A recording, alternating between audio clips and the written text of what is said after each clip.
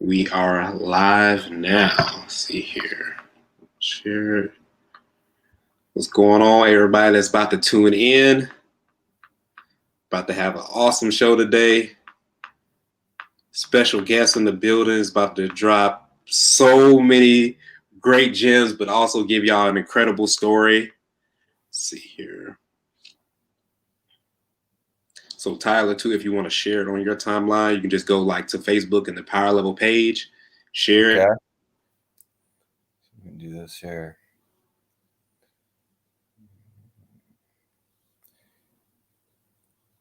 Yeah, I was just talking with Malvin before this, saying that I'm terrible with anything technology. So power level.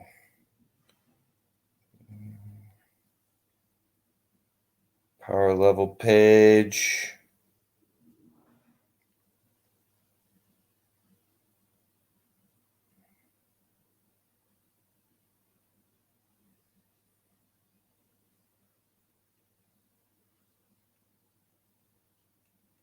Oh, here we go. So I see the live here, and then do I just share it or hit watch an app? Oh yeah, you just hit share, and then don't put share to a party. Just share like a regular post. Just share now. And that way, anybody that commented, I'll be able to still read the comments too, because it is interactive like that too as well. Appreciate everybody that's trying to tune in right now. If you're watching, make sure you share it to your timeline. Again, we got an incredible guest with an incredible story. We're about to kick it off in just a second here. Okay, you already shared it, Tyler. I'm on? Oh, sweet. Yeah, so you already shared it. So, man, let's go ahead and get to it. A psychological podcast with a culture twist. Subscribe now and join me, your host, Malvin 9000, every Monday as we dive deep into the nature of power itself. The power of love, friendships, sex, money, anxiety, the truth, the lies, and everything in between. Let me, along with special guests, help you tap into the power of your mind.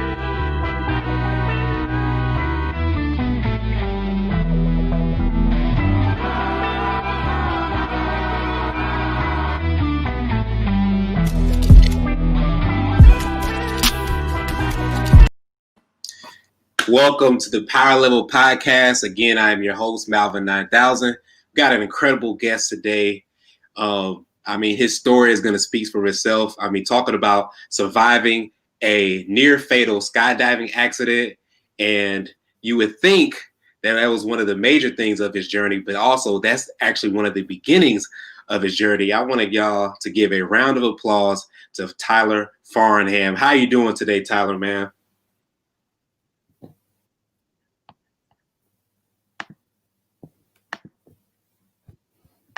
Tyler, can you hear me too? Yeah, now you're back. You cut out just for a second there. Okay. You're back though. Good, man. How you doing today, Tyler, man? We're ready to get on to the interview. I'm excited to see you, man. And you are live right now. Where are you at right now?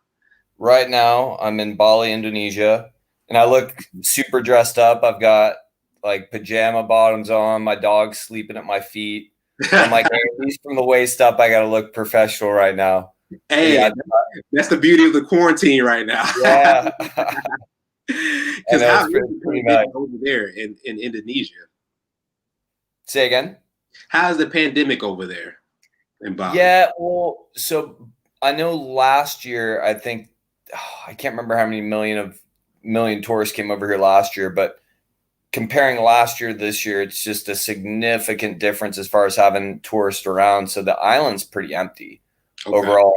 And like for me right now as a surfer, it's pretty unbelievable. You know, I've been speaking to locals at one of the most famous surf breaks out here, and they're telling me that they haven't seen it this empty in like 4 years. Wow. So it's like there's the beauty perspective coming from someone like myself or many other tourists that are here.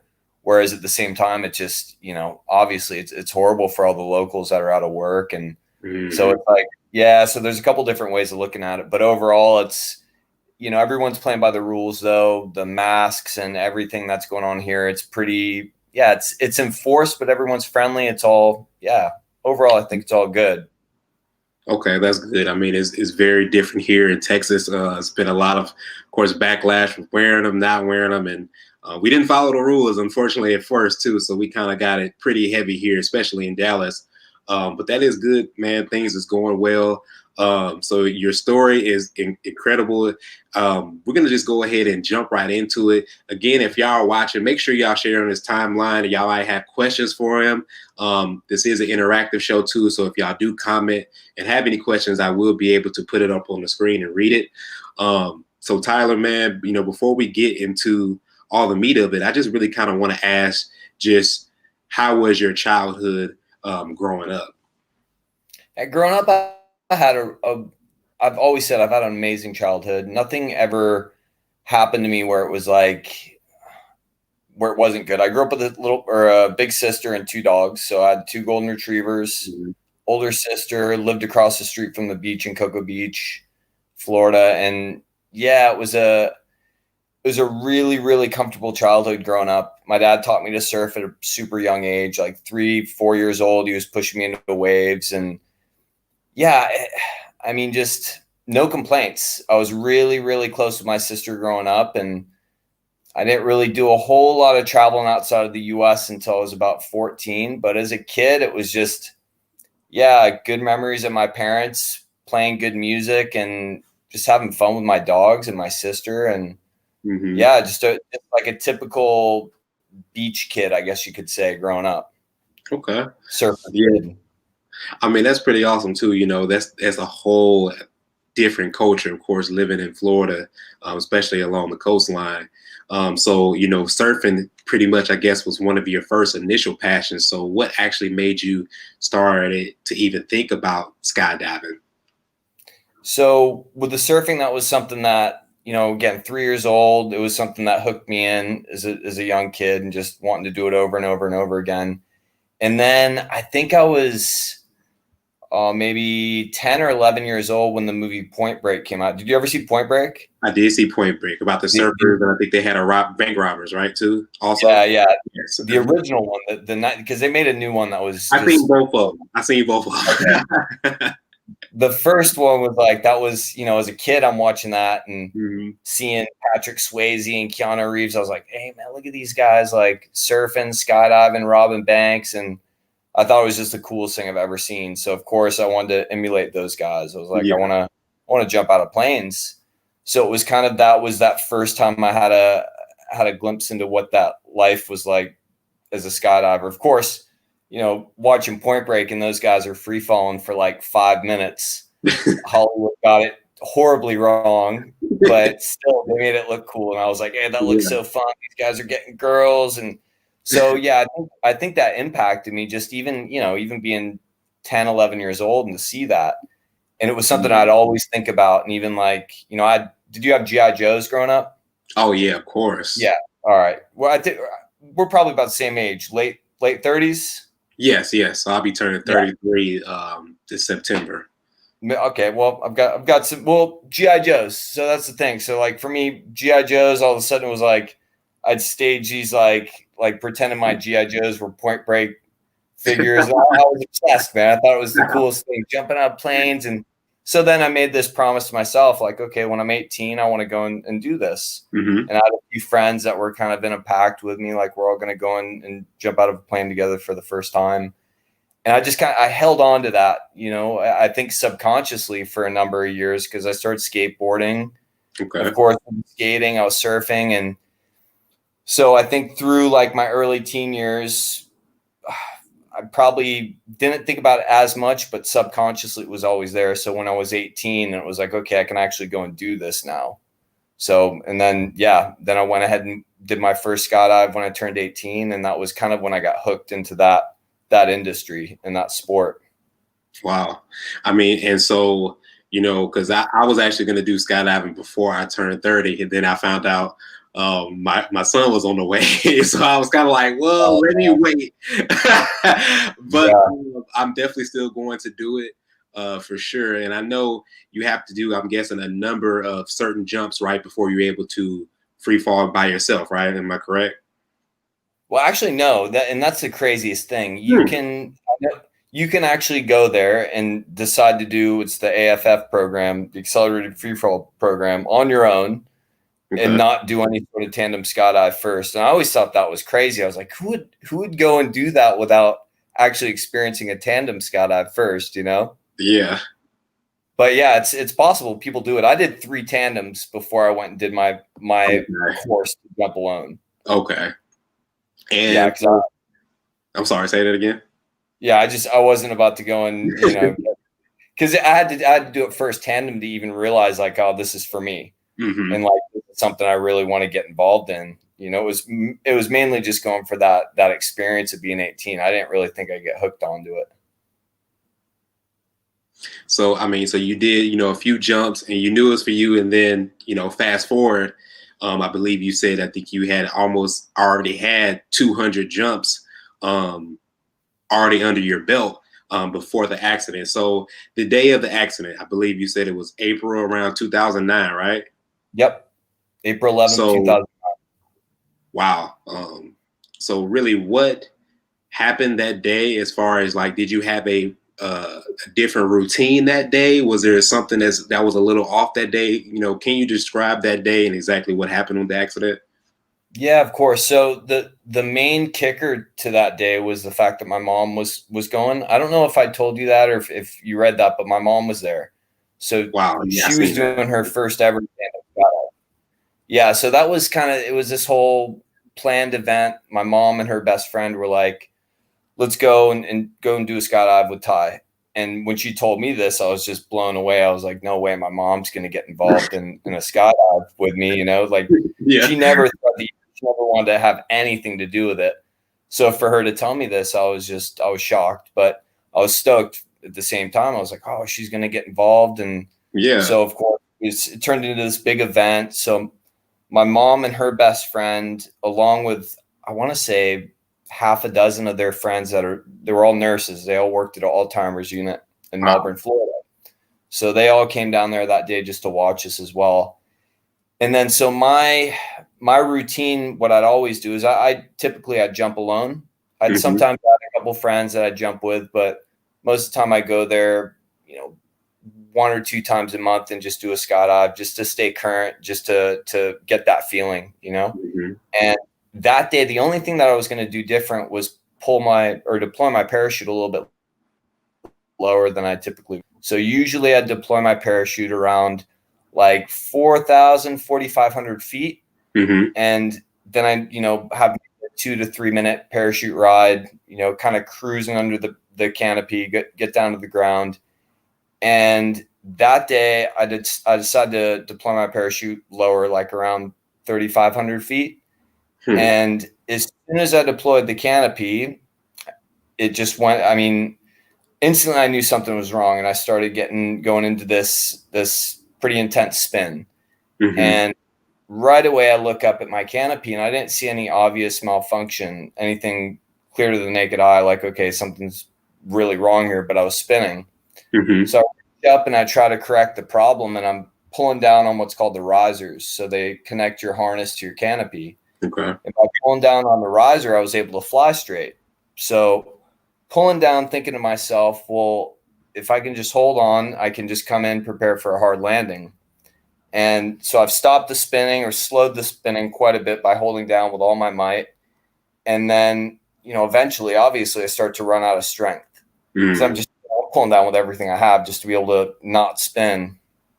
And so by doing this, I realized there's no way I'm going to be able to hold on, so I have to let go. And then once I let go, I just go right back into the spin again. And so I always say this, like I own it. I mean, it was me that messed up. Like, it was, of course, I did have a malfunction, what's called a brake fire. So one of my steering cables was out of reach. But the 2 rules that I broke, I mean, were crucial. The first one is you try 2 attempts to correct any sort of malfunction that you have. And in that second attempt, if you can't correct it, you cut away and use your reserve parachute. That's what it's there for. Okay. And so that was my first issue, was I was trying too long to correct the problem. Okay. So so then when I had to let go, that's when I checked my altimeter. And when I check my altimeter, it's like a wristwatch, tells you how high you are to the earth. Mm-hmm. I look at my altimeter, it's saying like around, it was under 1,000 feet. I want to say it was around 800, 900 feet above the ground. Wow. And yeah, so at that point, you know, I'm spinning, and I'm spinning faster, like almost completely sideways. I look at my altimeter, and then I start to think to myself, obviously, like, okay, I need to cut away this parachute. I'm not going to be able to land this safely. Yeah. But just that one thought, you know, and then I know I thought about my mom. And then after that, it was just like, I just thought to myself, I think I'm too low. Yeah. And the last thought that I had was that I think this might be it. I think I'm going to die. That was like the last real thought that I had. And then it just went black for me. Mm. And reading some of your story too, it was, I mean, really breathtaking. The fact that you even landed, I believe you said around 3 meters away from concrete. Yeah. Like Yeah, that is. Yeah, that was So heavy. I mean, man, I'm sure it was. And then, of course, you know, especially, and also hearing it too, you know, as a son, you know, I know, you know, when we have different routines and different things that we do, you know, it is kind of different when our parents kind of get involved too. You know, our minds, we start, you know, we think about other different things. It's the same way too, you know, with our parents, and when we're dating, we bring like one of our significant others together, you know. We bring our girlfriend or whatever, you know what I mean? And next thing you know, our mind is, you know, on them, you know, sometimes, and not on the task at hand too. So I'm sure it was so many different things. Your mom now, because was she in the air at the time waiting for their jump when she seen it? Yeah. So did her jump? Yeah, so I jumped right before my mom. I was the first one out of the plane, and you know, my mom's friend had a videographer with her, so he took my picture right as I exited the plane. So it was this kind of an eerie photo, just like, wow, that was the last photo I should have had before it all went wrong. And yeah, so my mom went out maybe, I think, 2 or 3 people after me, and then the guy that she was with is a good friend of mine, and he saw, obviously, when they were coming down under canopy, there was all the commotion, people running out onto the field. You could see a parachute that was just kind of flapping on the ground. And he knew, you know, he knew my canopy. He knew the colors of my canopy. Mm-hmm. But my mom didn't know, you know, she was still just like, obviously excited from the skydive. And I interviewed her once, and it was when I was writing my first book. I sat down with her, and I wanted to get her perspective. And it was the one and only time she ever told me, and it was pretty dramatic. She said, as they were under canopy and they were coming down, it's called the final approach, when you're on that last, like 500 feet above the earth, and you're coming down to your final bit of landing. And yeah, as they were coming in, my mom said that she saw this commotion on the field, but she didn't really think that it was going to be me. You know, she's just looking at her friends. She's got her group of friends, and she starts to wave at them, and she's just acknowledging them, and they're just not waving back to her. And she said it was like instantly when they weren't waving back, she could hear sirens, and she said right then and there, it just clicked that it was me. So then, right when her feet touched the ground, she said her legs just from waist down, just numb, you know, like just peg legs. And then her friend had landed on the ground just after her, and they held hands, and they rushed over to me by my side. And when the medics were on the scene by that point in time as well. And she, you know, and they even told her, they said, hey, you don't want to see him right now. Yeah. She's like, no, that's my son. I need to be there with him right now. So she gets over, she leans down, she holds my hand, and yeah, she's told me, she was like, you resembled a rag doll, like, you know, just throwing a doll on the ground, because my legs were different directions. And, you know, I landed, as you were saying, it's like I landed 3 meters from that paved runway, and I was in the grass. But when I hit the grass, I hit with such force that I actually impacted, like I put a dent in the earth. And bounced over to my left side. And I had a full face helmet on, but then they did remove the full face helmet, but I had blood coming from my eyes, every orifice of my face, my ears, mouth, everything.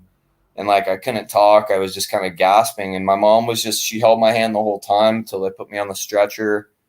And I don't remember it, but I did raise up my left arm just to acknowledge that wave my mom. Subconsciously, I'm sure I was just thinking of my mom the whole time. Yeah. They put me in the helicopter and they airlifted me to Holmes Regional, which is also in Melbourne, Florida. And yeah, they put me in a 5-day medical induced coma. And that was the day of. Yeah. And that right there, of course, pretty much started everything. And one of the things that, I didn't really see that you might have mentioned, but I do hear that you pretty much say after this, it was almost like, your bonus life, you would say. Did you felt like you were kind of close? Did it want to make you as far as get spiritual later on or even now? Not really. I mean, it's one of those things for me that, I mean, when I look back on it, because now, I mean, it's been 10 years. And one of the reasons why I love doing stuff like this, like a podcast and sharing the story, is because it does make me really reflect on it and just tell myself, like, man, I'm so lucky to be here. Whereas I'm a massive believer in fate. Fate's something for me. Like, I've always been like, certain people you meet, and like, I'm always very observant when it comes to, time. Something may happen. I'm like, I wonder why this happened today.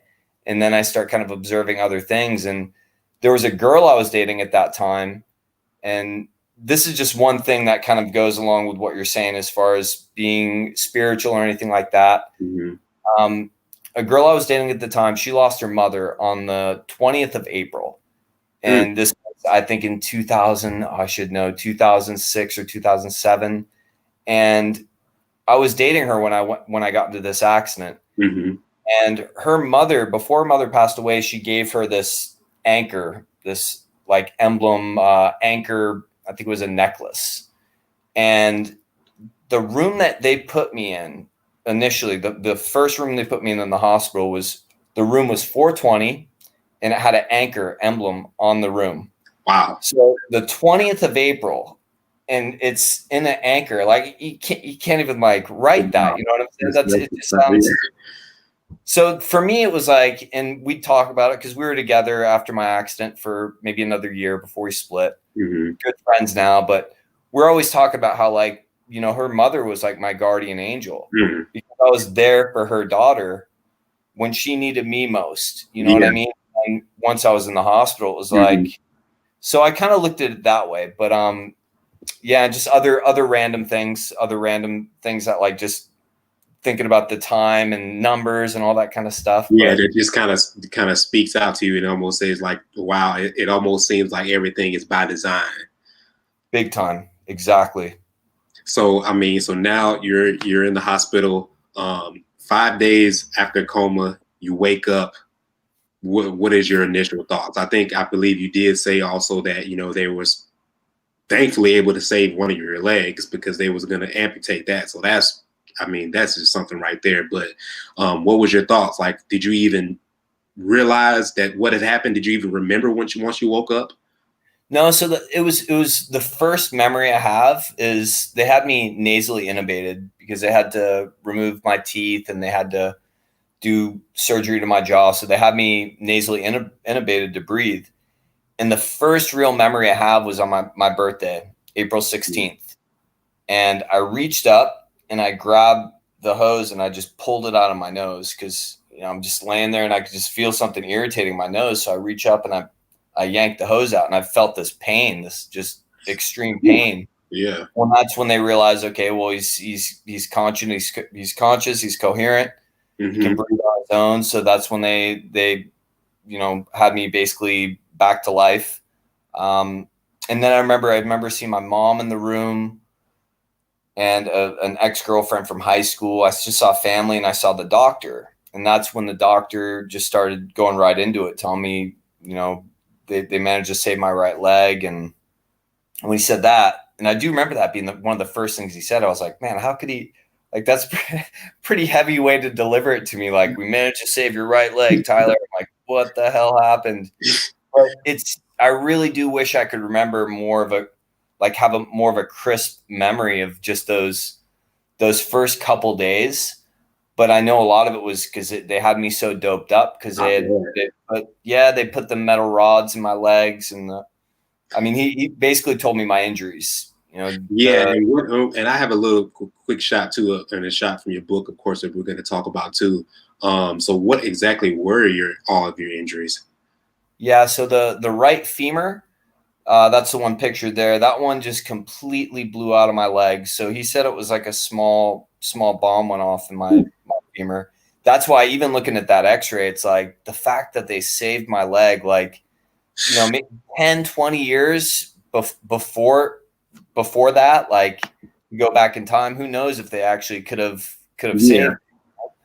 So that femur was broken. The left femur was broken in half.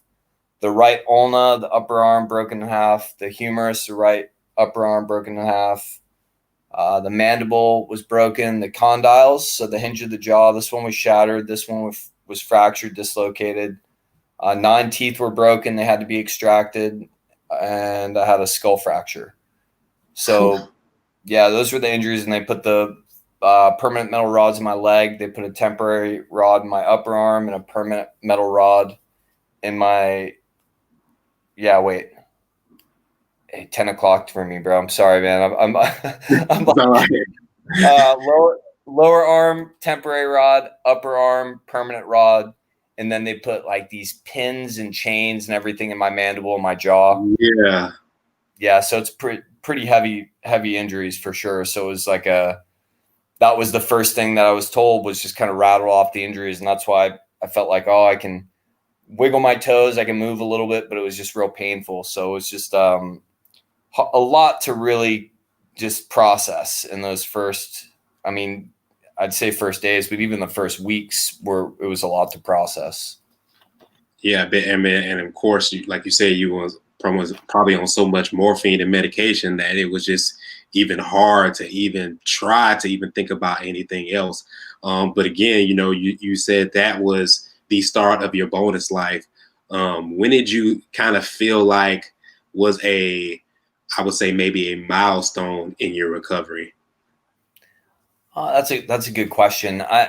I'd say for sure it was getting back to the most important things in my life, which at the time were surfing, skydiving, and my job as a lifeguard captain. And I got all that back within a year. So it took me 11 months, but I think that's for sure when things for me just felt, it's when everything just felt good again. Mm-hmm. The recovery period in that 11 months was a struggle and it was hard. Mm-hmm. And there were a lot of times where I just didn't really see any light at the end of the tunnel. I was just kind of going. And lucky I had a surgeon who told me to keep pushing myself and, until I couldn't really push myself anymore. But then once I got to a point, March of 2010, where I could get back on the beach and lifeguard again, that was huge for me. That was such a big deal for me to get back to my job, my full-time job, something that I loved. And then to get in the water and surf. And I definitely wasn't surfing to the level I was prior, but the fact that I could even surf at all was just like brought tears in my eyes. And were there doubts that you were actually even going to be able to walk? No, in the beginning they were like, we can't promise you anything. You have a long process ahead of you. It could be years of rehab. So, the whole thought that, okay, the entire time it was like just to do one thing that like standing up. I stood up for the first time on Mother's Day, which was I think it was mid-May of 2009. So about a month after the accident was the first time I got on my own 2 feet.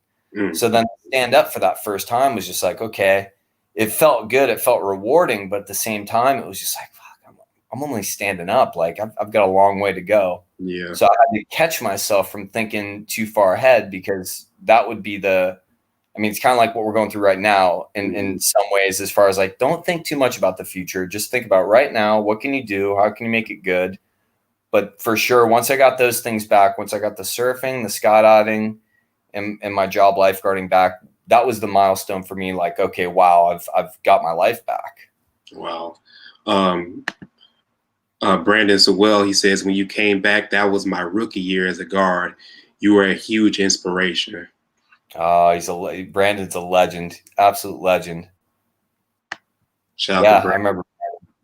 So, man, you was going through your recovery. So you were focused on your recovery, trying to walk, trying to get everything going. And then I can't even imagine this too. You were also trying to maintain a relationship.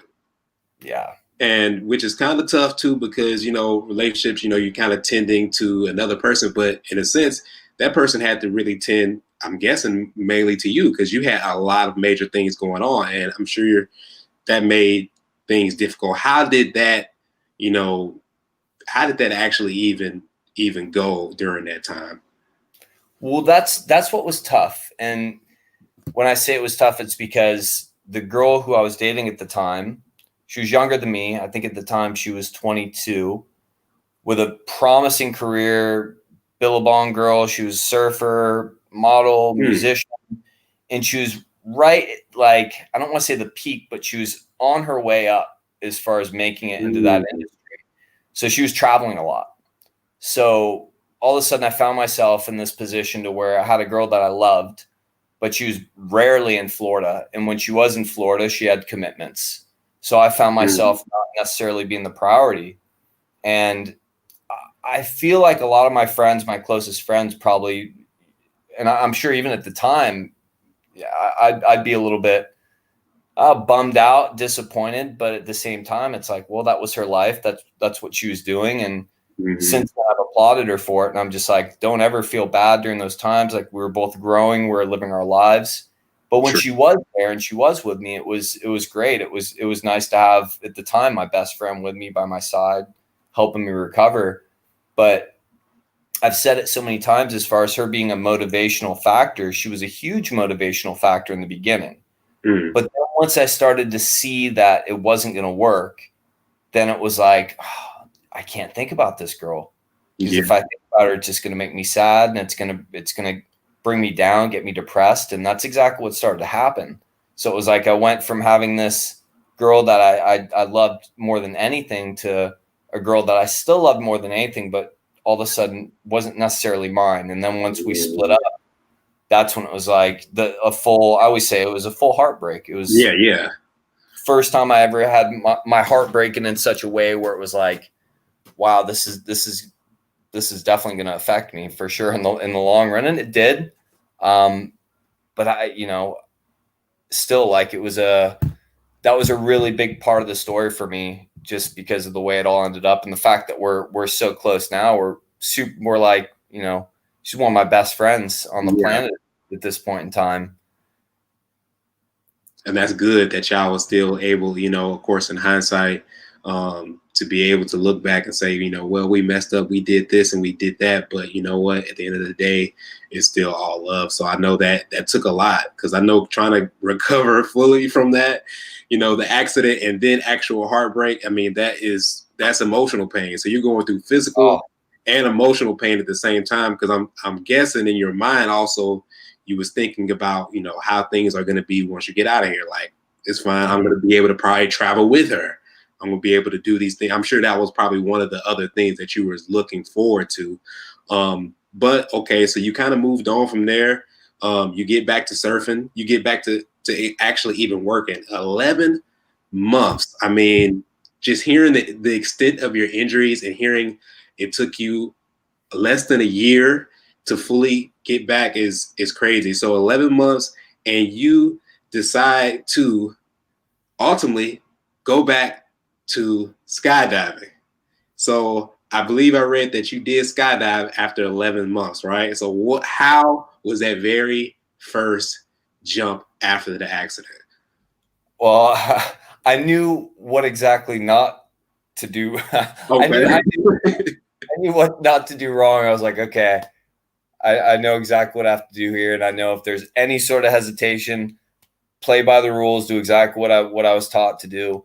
But it was great. It was just the fact that I was able to do something that I had such a strong passion for, to do it again.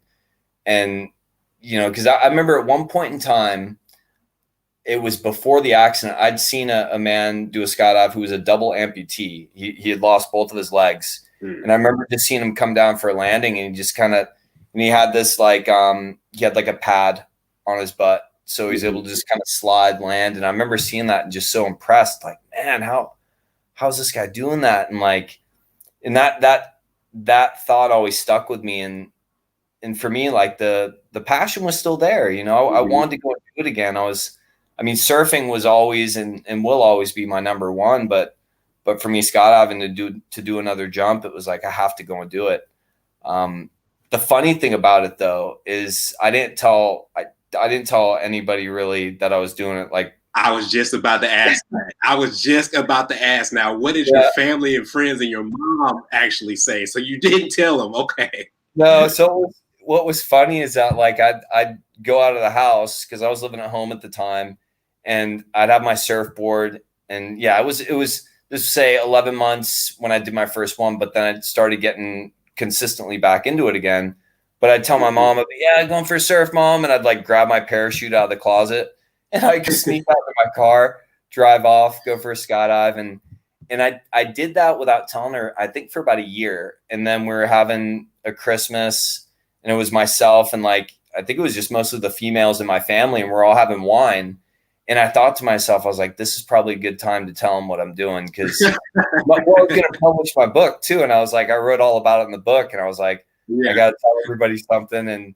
But they knew, they all knew. They were like, yeah, we kind of knew you were already doing it. And but the kicker of it, the best part is, I think 4 or 5 years into my traveling is when I called back home and told my mom, like, hey, I found somebody to buy my parachute, because I need money.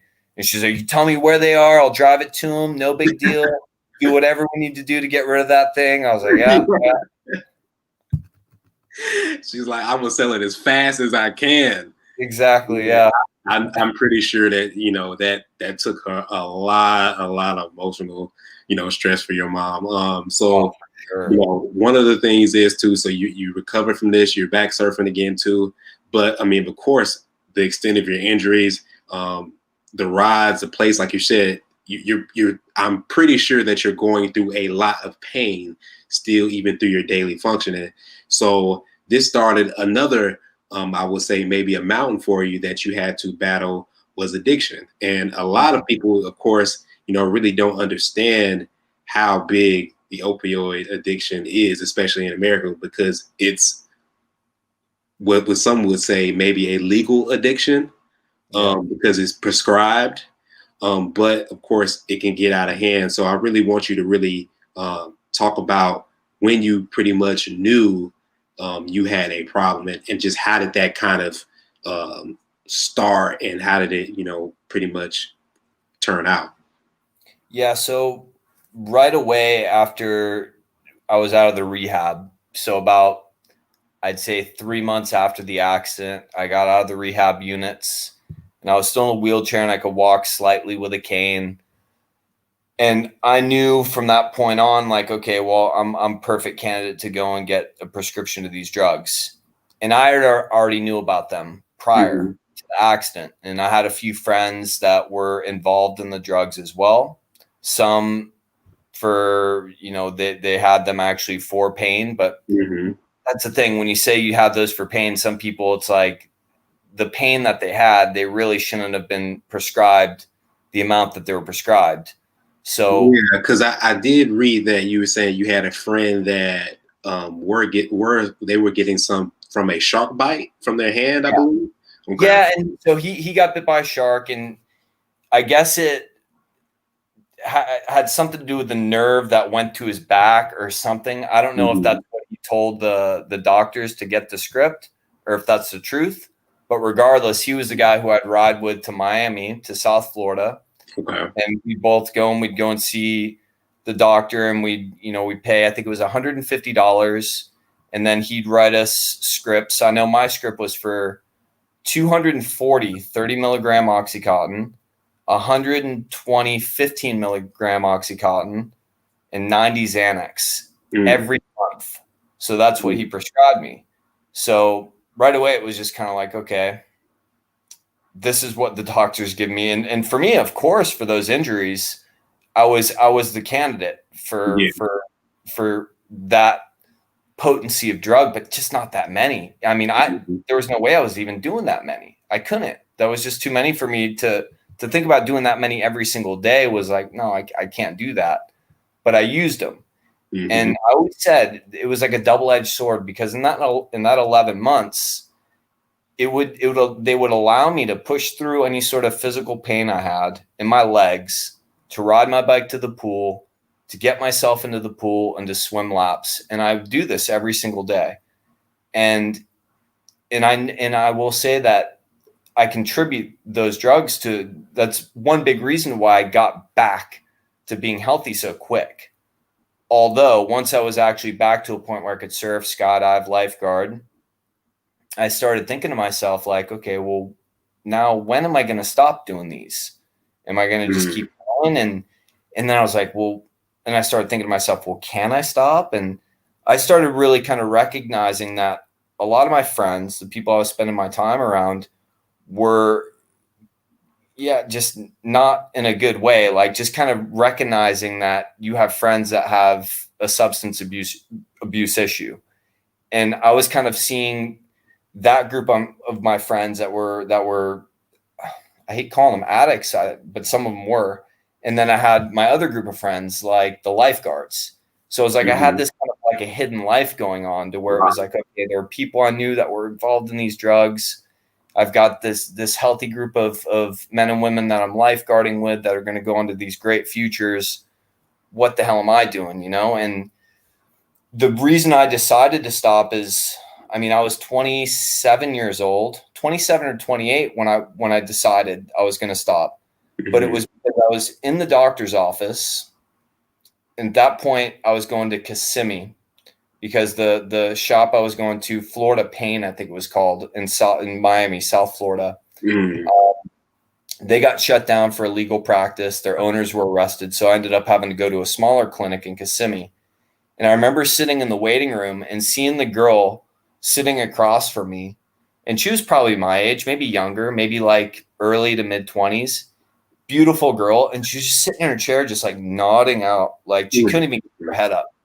And in those, they call them doctor shops. When you're in there, it was just like, look around, it was like zombies, man. Like, and it was creepy. Like, the one in South Florida was insane. Like, there was a time where I took a couple photos with back then I had a flip phone, and it was like a club, like standing room only. Wow. And people are talking about what they'd get for the pills back in their home state, because drive down, I think it was 95, maybe they drive down 95 and they buy all these pills, and they get these pills prescribed to them in South Florida. They take them back to their home state and sell them for like $1 per milligram. And so it's like, you're in this, like, it's almost like a legal drug dealing shop, and everyone's getting their script and then heading right out after that to CVS or Walgreens, Winn-Dixie, Publix to fill their script. And then all of a sudden you have all these meds. But so when I was in this clinic in Kissimmee and I saw this girl, that did something to me. And I started thinking to myself, like, well, I don't know how great of a life I can live if I'm going to have to be reliant on these. So that's basically when I knew that I had an issue. So I'd say about a year into it is when I knew, like, okay, this isn't good. I have an issue and I need to stop. I mean, the fact that, because you really, like you said, teetering a really thin line, because you was doing that, but then you were also, you had your lifeguarding buddies too, that were kind of pretty much, I guess you would say maybe on the straight and narrow. Yeah. But in a sense, it kind of almost seems too like that, lifeguarding and surfing did save you, because I guess you can only imagine if you didn't even have an actual activity to do and you were still just taking pain medication, how you probably would have been, because you pretty much almost took pain. You started off pretty much kind of taking off in a sense, like an athlete would, Mm. That's taking a performance drug in a sense. Yeah. You used it in a sense to perform and recover at a higher level and a higher capacity because you was ready to do the things that you wanted to do, and you didn't want to, wait and do them in pain, of course. But of course, with that, it's still a fine line because it miraculously that you were able to still say, hey, you know what? I'm able to see that maybe this is a problem. And when you've seen other examples like that, because it's great, because I'm guessing you do know that later on down the years that you couldn't sustain that. Yeah, that's it. And also I started thinking to myself too, like, I mean, that's around the time where I started to realize, like, this is a bonus life. Like this life was given to me, however which way you want to look at it. But I'm here. I can physically do the things that I love to do. And is this how I'm going to spend it? Like, just continuing to take these prescription drugs, and it's not like I didn't know how bad it was. And I mean, it was still a massive thing. Like back even 2009, it was still a massive ordeal going on in the States. But also being on the beach, I'd met some people. I'd met, for example, a group of French Canadian girls that really inspired me to travel. And there were a couple of kids that lifeguarded, well, grown men now, but that were lifeguarding for me that year as well in 2010. And they Mike Cooney, Zach and Morgan, their two sons, they all did this giant trip, I think 14 months going around the world. And like, I had these kids and I was always picking their brain. They were giving me these travel tips, and I met their dad. And so I basically met these people that inspired me to travel. And before that, I didn't, of course I liked the thought of going to places, maybe go to Hawaii and surf. But I never thought about, like, okay, a world traveling adventure, but I just seemed to kind of meet people. And that to me was kind of like, okay, well, I'm not necessarily going to be able to go anywhere if I have medication that I always have to come back to, you know what I mean? So that was kind of a big thing, was just meeting some of those inspirational people that had a travel bug and just, lived a really cool lifestyle that I was like, oh, this seems like it would be a great, just a great thing to get involved in. Yeah, I mean, because that is, like you said, it would have pretty much hindered you, because I think in the book too, you also did talk about that. Sometimes you would drive around with your friend for hours, even just trying to, find a clinic that would be able to pretty much give you a prescription. So you got the travel bug, man. It bit you, and what you did is something that people still won't even do to this day. I mean, not just the fact that you went to another country, but some people don't even want to just move to another state, let alone. But how did that actually play about? As far as you moving to Australia of all countries. Yeah, so that back to the whole fate thing, and how I'm very aware of time and aware of things that seem to happen on certain days. And the day that I decided I wanted to get off the Oxycontin, I ended up having to get on the Suboxone to kind of just wean off the oxys. But the day I decided to do that, the next day, the full-time lifeguards, we were all going into jet ski training. So we all had to get our USLA certificate to drive jet skis. And I was like, well, obviously I want to go into this with a clear head. I want to go into this drug-free. Although again, at that point I was taking I just got on taking the Suboxone. So it was like a stabilizer similar to methadone. And I can't remember the lifeguard's name, but one of our seasonal lifeguards reached out to the organization in Australia with just curiosity about working with them. And I still can't remember the guy's name. I don't know if I ever found out who it was. Well, the email somehow fell into my hands because I was one of the captains, and one of our other captains gave it to me. He's like, hey, Tyler, I know you're interested in Australia. Maybe you want to have a look at this. And I read this email from the coordinator of Western Australia in Perth and Yellingup. And it basically said what you need, or what we needed if we wanted to go out there and work with them in their summer season, which was our winter season. And I read the qualifications, which I had most of them. And then I read what the physical qualification would be. And it would be a 500 meter run, or no, I'm sorry, 800 meter run, 800 meter swim, 800 meter run, and then an 800 meter paddleboard, under 25 minutes. And I read that and I was like, okay. I think I could do that. I was like, I can't do it right now, but I think if I train and prepare myself, I can do this. And that was the day when I realized, like, okay, I want to do something. I want to do something big with this like bonus life that I have, go and do something crazy. That just inspired me to do some sort of a world travel. So I started to kind of plan where I wanted to go, what I wanted to do. And I was thinking about going to Norway. I wanted to go and base jump. And obviously I didn't tell that to my mom, but like that was like, well, maybe I'll start out in Norway. And so I started doing this whole like travel notebook. And that was at the same time that I got off the Suboxone. So I got off the Suboxone. So I was completely drug free. I pretty much stopped talking to most of the crew that I was hanging out with besides the lifeguards. Like anybody that I considered just a bad influence on me, I just stopped talking with them. I didn't have a Facebook back then. So it was a very easy thing for me to do to steer away from that. And it kind of got me motivated to start training, because I was like, okay, well, I can start training and preparing for this. And it just got me all pumped up on just the next season and our rookie lifeguards and being a good captain.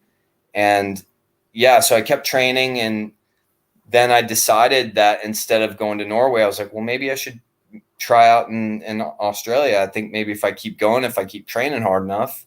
So a few of the lifeguards were always training with me. They'd show up to work early with me, and we'd set up buoys out in the water just so we could do run, swim runs and time ourselves. And it became really fun. It was like, okay, going to work early in the morning, ride my bike to the beach and getting there and just trying to beat all the other lifeguards when we'd have them do like our in-service training. And that was kind of the whole like, okay, I want to do this. And then I reached out to the coordinator in Australia with interest. And I said, hey, look, I'm covered in tattoos. I'm a full-time lifeguard captain here in Florida, but I'm willing to leave my job, my full-time job, to come out there and just give it a shot and see if I can get involved. And he was like, yeah, come on board. You have all the qualifications. He's like, tattoos are no issues at all. And I made that decision. And yeah, and then it was just grinding it out, just training and staying healthy. And I was young. I wasn't really drinking at all. I wasn't doing anything that was unhealthy. So it allowed me to kind of just keep going. And of course, like throughout that time between when I decided to go up until I actually was going to go, I was like, oh shit, am I crazy? Like, should I really be doing this? Go to Australia, quit my job, sell my car. I'm like, is this right? Yeah. But yeah, ultimately I did it, and I got the approval from my family, which was huge.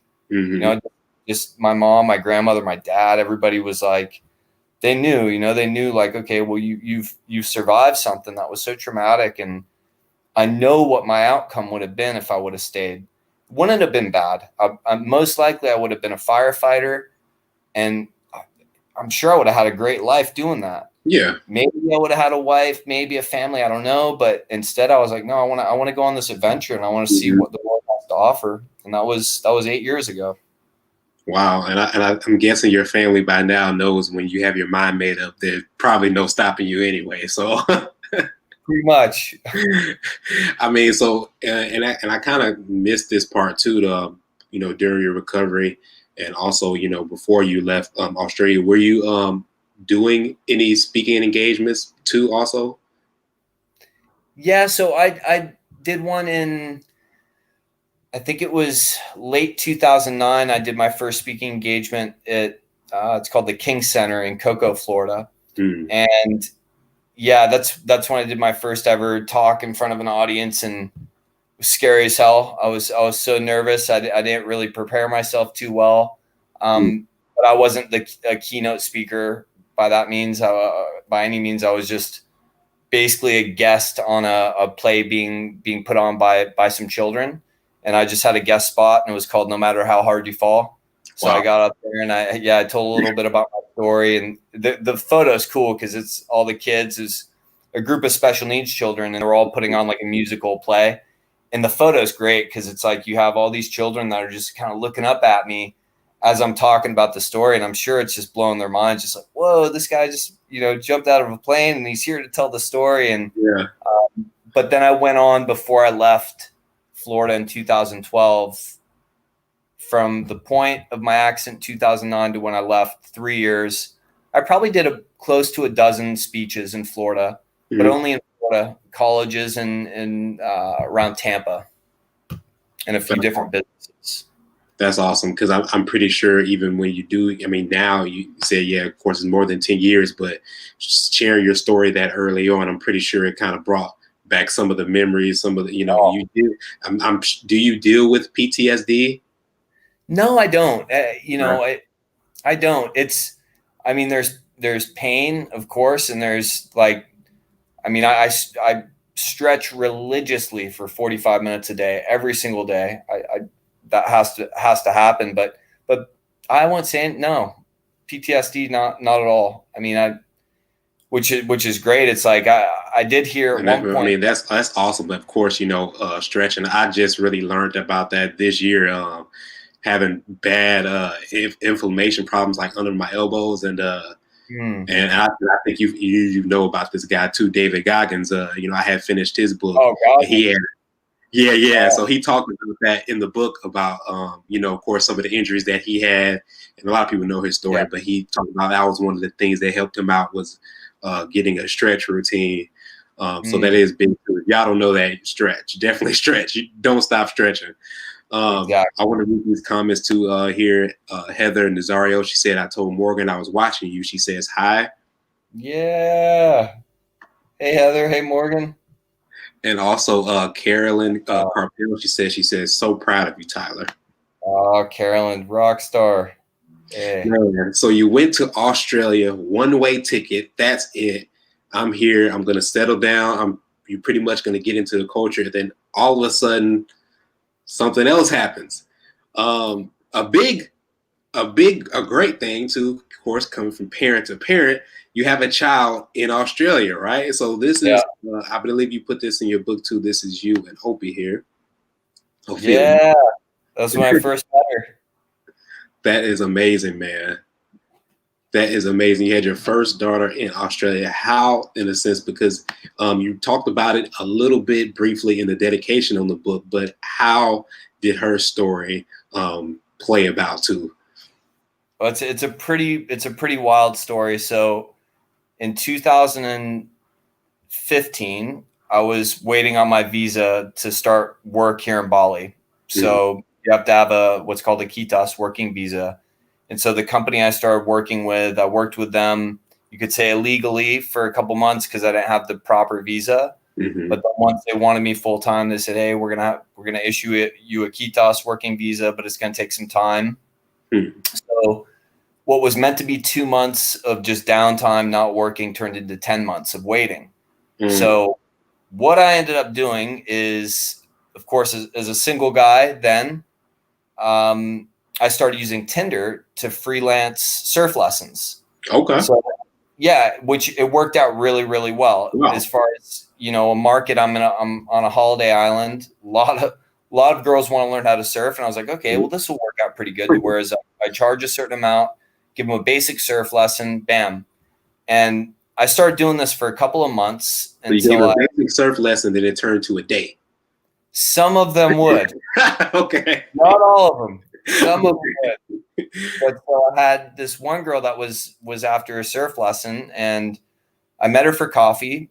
We had a couple coffees, and I think we were talking for maybe 15, 20 minutes. And she said, hey, this is going to sound kind of crazy, but do you like dogs? I was like, I love dogs. She's like, well, I have two friends. They're leaving to go on a trip to India. They have a giant villa, and they just adopted two puppies. Do you think you'd be willing to look after them for a couple months? Because she obviously knew as well I was going to be here waiting on the visa. I wasn't really doing anything else. So I said, yeah, sure. That'll be cool. Let's go meet them. So we went over to her friend's villa, and we walk in, just this massive villa and outdoor pool, outdoor kitchen, beautiful, beautiful spot. And I see this little brown, little black dog just start running towards me. And then I see these two girls walking. And I meet the dogs, Queenie and Val, and I meet the girls, Lottie and Leah. And right away it was like, when you meet somebody and it's like you just have this instantaneous, just good feeling. You just know you're around a really good human being. And it was like that from the second I met the girls. And when I met the dogs, of course, I'm like a huge dog lover. So I'm like playing with the puppies, talking to the girls. And so ultimately I ended up looking after the dogs for the time that they left to go to India. The girls went to India. They got engaged, a gay couple. They come back, and then they went back to Australia, and they had their wedding. I couldn't go to the wedding because at the time I was banned from Australia, which is another story. Oh, wow. But couldn't go. So the girls came back, and once we all got together, we were having wine and our own kind of a celebration of them getting married, and the whole topic of them wanting a child came up, and also that my name came up. And right away, I was like, well, I'd be honored to help in any way to be able to bring a life into this world for you girls. So it turned out to be where I was a surrogate father. And yeah, I mean, it was, I still say it's like the best decision I've ever made, because it's like, because it was a decision that we made. And then of course we had to go through the process of doing it. And, which was not what a lot of people are like. So did you have to have sex? I was like, well, we were discussing how we were going to go about doing this. And we ended up going about it. We did not have to have sex. We did not have a doctor. It was just us. Exactly. Wow. Myself, medical cup, I don't want to get too detailed. The girls went in, they did their, and I mean, half a dozen attempts. And then on our last attempt before they had to go back to Australia, they called me, whether it was a week or 2 weeks later, and they're like, hey, we're pregnant. And and then Opie was born, and it's been 3 years. And I mean, even just today, I got a video from her. I just made her a kid's book in April, like right in the beginning of when the quarantine really started. I was like, what can I do right now that would be something I could say I did during quarantine? So I was like, I'm going to make a kid's book. So I just made this cool kids book, and I just today got a video from the girls with little Opie looking through the kids book, and wow. So I was like, whoa, it is, as a parent yourself, you understand, when you hear anything, it's just it's like a warm feeling in your chest. Oh my God. Yes. So yeah, that was that's the story of Opie. I mean, all from the beginning, using Tinder as a way to market surf lessons, and then I just meet this unbelievable human being who introduces me to her friends.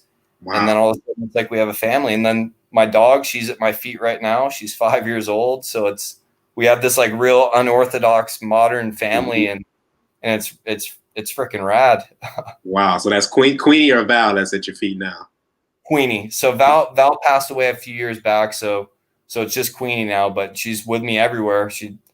If I go surfing, she's on the beach barking at me until I come in. So she's a loyal dog. Man, that's awesome too.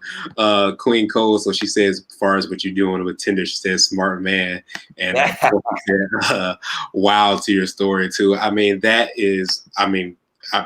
definitely is one of the best stories too I've ever heard. So is that your only child too?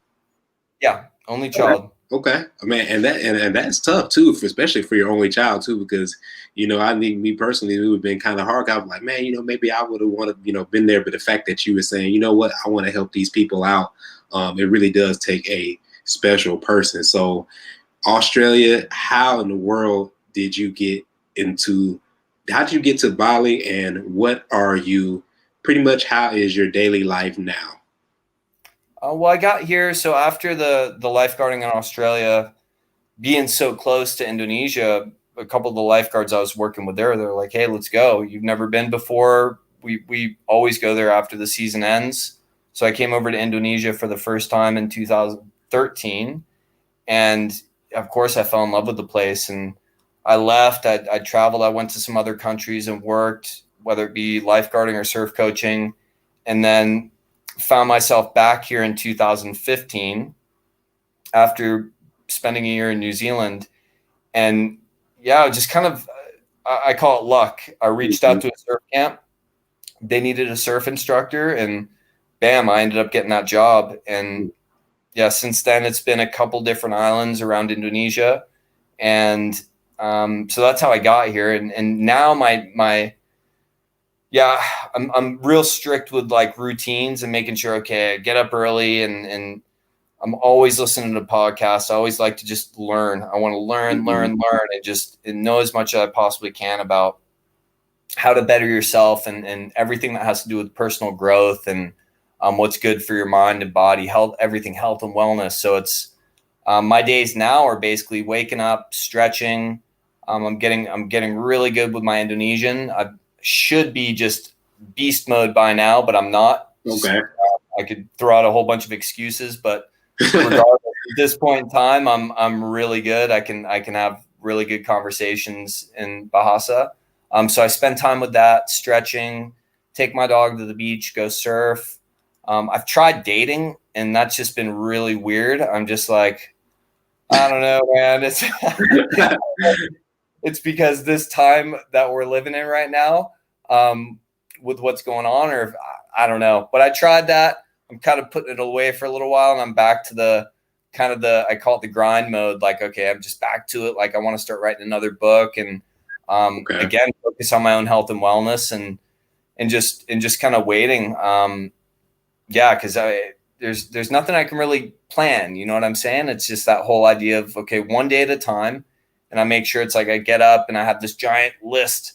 Well, I've made it into a calendar, but I have like another list of everything I want to make sure I do every day, whether it's meditation or some form of exercise, whether it's surf or walk my dog. Yeah, so I'm hooked on these routines. I'm hooked on the routines, and just a healthy lifestyle. I'm going at 37, 10 years ago, going through everything and having youth on my side. I'm like, okay, I'm 37. I can feel it a little bit more in my legs. Yeah. So it's time to, I'm really just trying to power out as much surfing as I can while I'm physically able to, That's awesome. And just enjoying life. That's awesome too. I mean, and that's one of the things too, doing everything that you can now. And then one of the important things too, you're learning a lot more, because, hey, when that stage has changed, you'll have probably another passion, by then. So I do want to ask you to also, what made you title your book Reaching Cloud 9? So my uncle who passed away in 2018. He was a mentor of mine, and yeah, there was a lot of discussion. He was thinking more of the fall to grace. And it's funny because a lot of people talk about when they mention my accident, they're like, yeah, the man that fell from the plane. And every time someone says, I'm like, well, actually, I didn't fall. I leaped, or I jumped, however you want to call it, but I didn't fall. Yeah. So I told myself, I was like, no, I don't want to call it the fall to grace. But Cloud 9 is, I know for one, there's a Cloud 9 in, I want to say, I'm pretty sure it's the Philippines. So there's a surf spot called Cloud 9. And, just Cloud 9 is meant to be this euphoric place. Mm-hmm. So for me, it was just that whole idea of, okay, reaching Cloud 9, I've gotten my life back. So this is Cloud 9. I've gotten all my passions back. So that's the reason why I named it that. And then, of course, I had to find out if the title was taken or anything like that. And I was lucky nobody had snagged that title. So I was able to name it Reaching Cloud 9. Man, that's awesome, man. So, of course, where well, before I ask that too, I want you to kind of close out to pretty much let people know any tips or maybe a motto that you live by right now that kind of keeps you going. For sure. Right now, for me, I'm going one day at a time. Okay. I'm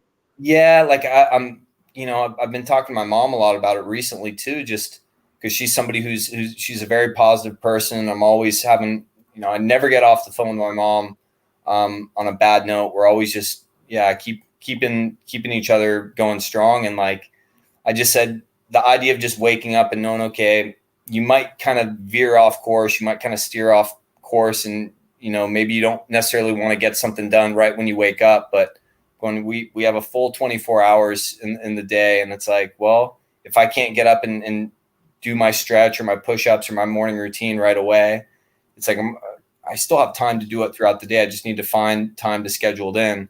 But I don't want to think too far ahead of time. I want to just go, okay, one day at a time, make sure I'm doing something productive, I'm being creative. And yeah, and I know that by the end of the day, nighttime, I'm like, okay, cool, I'm satisfied. I know I utilized the day the best that I could.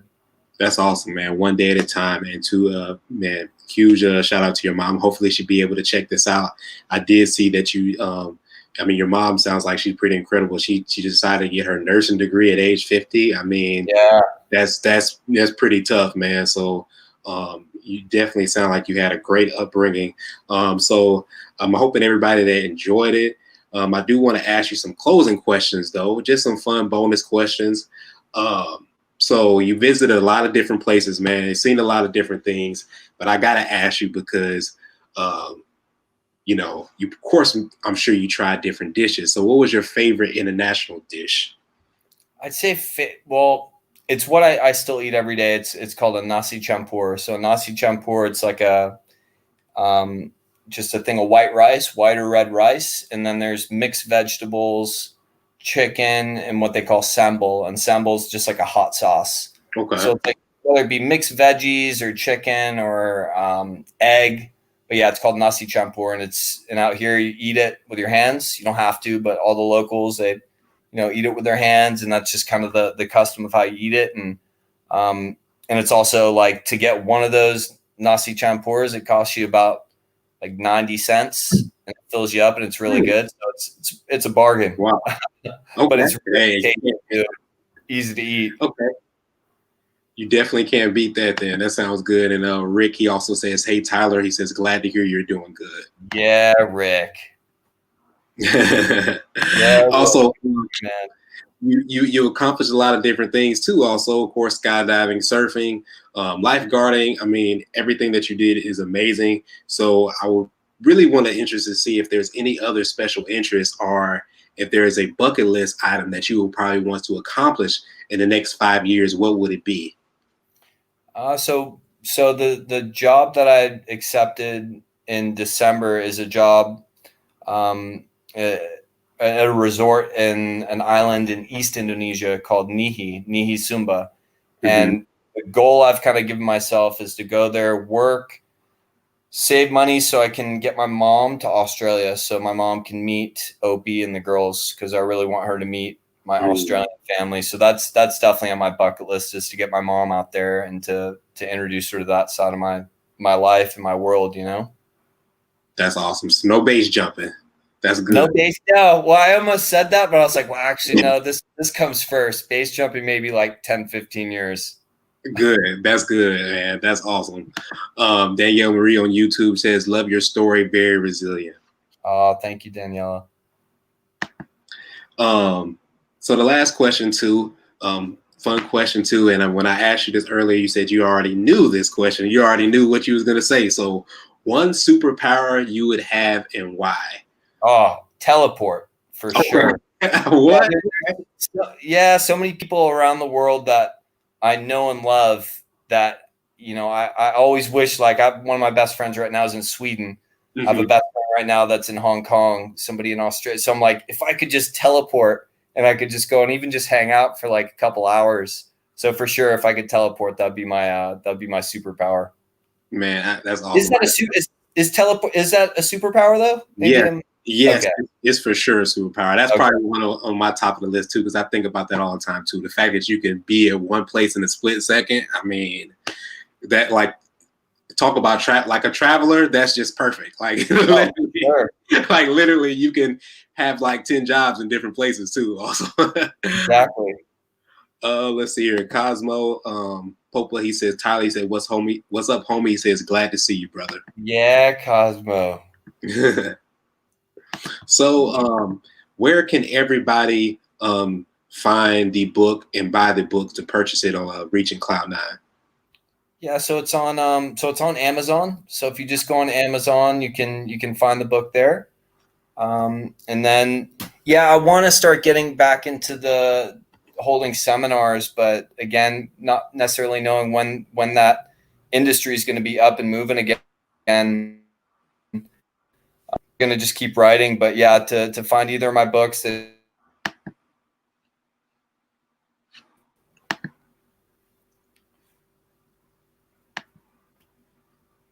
That's awesome, man. So yeah, y'all definitely purchase his book, Reaching Cloud Nine. Man, it's so great to have you. Thank you again for being a guest. If y'all enjoyed the show, make sure that y'all subscribe to the Power Level Podcast on all platforms. That's Apple, that's Spotify, also the YouTube, and also the Facebook page, where I do post, inspirational memes, also to inspirational stories. And of course, I have inspirational guests too that, talk about their journey, empowering their journey. Tyler, man, awesome meeting you. Hopefully one day I'll be able to meet you in person too, and that'll be even better. And I appreciate you, man. I really do. It was definitely been a blessing to interview you. Oh, it's epic. Thanks for having me, Melvin. Big time.